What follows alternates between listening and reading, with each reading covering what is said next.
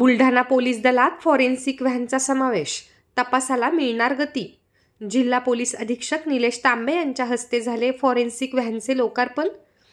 अनेक किचकट घटनेचा तपास करताना अद्ययावत यंत्रसामुग्री अभावी पोलीस विभागाला वेळ द्यावा लागत होता।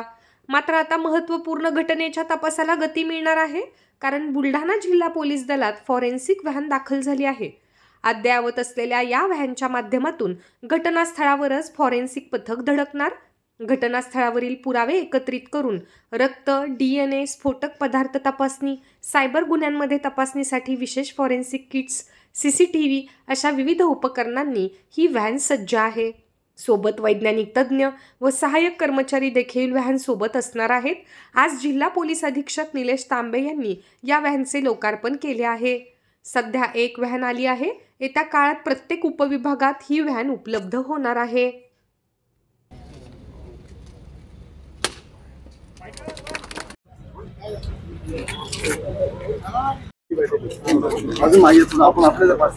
जिल्ह्याला एक नवीन फॉरेन्सिक व्हॅन आपल्याला लाभलेली आहे।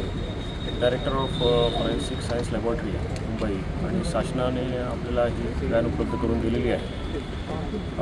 बुलढाणा जिल्ह्यामध्ये अशा अधिक व्हॅन्स आपल्याला पुढे पण उपलब्ध होणार आहेत प्रत्येक उपविभागासाठी।